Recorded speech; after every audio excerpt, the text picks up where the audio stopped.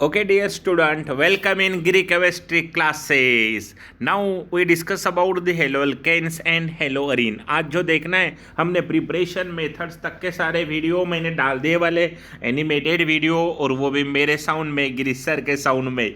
तो अभी देखो फिजिकल प्रॉपर्टीज ऑफ haloalkanes हमें देखना है, और इम्पोर्टेंट पॉइंट है, बस आराम से पढ़ सकते हो। बस कुछ पॉइंट्स होते हैं जो आपको अच्छी तरह से मेमोराइज करके रखने होंगे।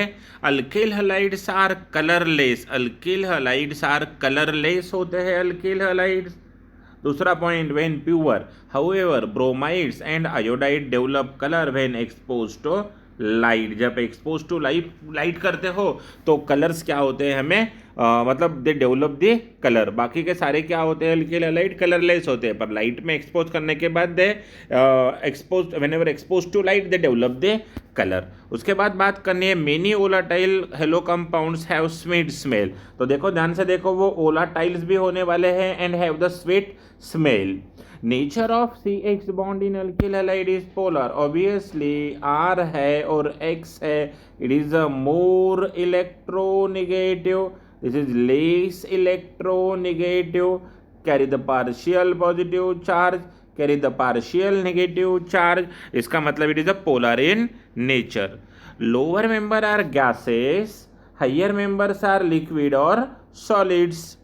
Due to the polar nature, haloalkanes have higher boiling point than the corresponding alkane. जब अल्किल हैलाइड के बाद जब अल्केन के साथ होती है तो इनका बॉइलिंग पॉइंट क्या होता है, ज़्यादा होता है। क्यों ऐसा होता है? क्योंकि अल्केन तो नॉन पोलर नेचर बताता है और alkyl halide polar nature. Polar है मतलब there is a strong holding between the cation anion of each other.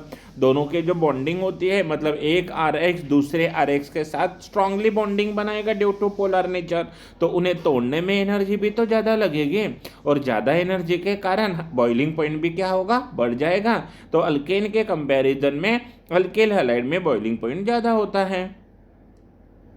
Low boiling point of branched alkyl halide. तो क्या होता है जब ब्रांचिंग बढ़ती है ना, ब्रांचिंग जब बढ़ती है, मैं यहाँ पे समझाऊंगा। देखो हमारे लिए आगे तो नहीं है अभी। देखो यहाँ पे अगर हम यहाँ पे एक Cl ले रहे और ये वाला एक Cl ले रहे, तो यहाँ भी C4 है, यहाँ भी C4 है, मॉलिक्यूलर मास सेम है, पर यहाँ बच्चों जो सरफेस एरिया होता है ना वो कम होता है, और सरफेस एरिया कम होने के कारण वंडरवॉल फोर्स जो होता है ना, सरफेस एरिया डिक्रीज है, वंडरवॉल फोर्स इंक्रीज है। अगर फोर्स ही कम हो गया तो ब्रेकिंग एनर्जी क्या होगी, कम होगी। इसीलिए ब्रांचिंग बढ़ने के बाद अपने आप क्या होता है, ब्रांचिंग बढ़ने के बाद बॉइलिंग पॉइंट क्या होता है, कम होता है। इसीलिए आपको इस आर्टिकल में कहा गया है कि low boiling point for branched alkyl halide, इन्हें आइसोमेरिक अल्किल हैलाइड कहते हैं। कौन से अल्किल हैलाइड? आइसोमेरिक, जिनका मॉलिक्यूलर फार्मूला क्या होता है, सेम होता है, but they has these are the chain isomers of each other. Now discuss about the next point. Density is greater than H2O. Density increases with increase in the molecular mass. Obviously molecular mass बनने से density भी क्या हो जाएगी, increase हो जाएगी, और इसकी डेंसिटी वाटर से क्या होती है, ज़्यादा होती है, तो ये वाटर के अंदर क्या हो गए, डूब जाएंगे। Haloalkanes are slightly soluble in water and highly soluble in organic solvent। या बीइंग ऑर्गेनिक, वो ऑर्गेनिक ही है ना, तो स्लाइटली सोलूबल क्यों होते हैं, क्योंकि पोलर नेचर होता है। आगे देखो, मेक अ नोट, इंपॉर्टेंट है, for the same alkyl group, अगर R मतलब कार्बन के नंबरिंग से हैं decreasing order of boiling point, RI RBr RCl RF। ऐसा क्यों हुआ? क्योंकि I जो है वो मॉलिक्यूलर मास क्या होता है, आयोडीन का हाई होता है, इसीलिए R तो सेम है पर मॉलिक्यूलर मास बढ़ रहा है RI में, तो बॉइलिंग पॉइंट ऑर्डर इस तरह से होगी। उसके बाद फिजिकल प्रॉपर्टीज में कलरलेस लिक्विड और क्रिस्टलाइन सॉलिड। तो लिक्विड होते हैं तो क्रिस्टलाइन सॉलिड भी होते हैं इनके form. insoluble in water but soluble in organic solvent, heavier than H2O. Melting point, boiling point increases as the size of the aryl group increases. Hello Areen की बात कर रहे हैं आप, बस जनरली सेम है, हेलो अरीन की बात हो रही है यहाँ पे। क्वेश्चन देखते हैं। Arrange the set of compound in order of increasing boiling point. Bromomethane एक कार्बन, ब्रोमोफॉर्म, क्लोरोमीथेन, डाइब्रोमोमीथेन।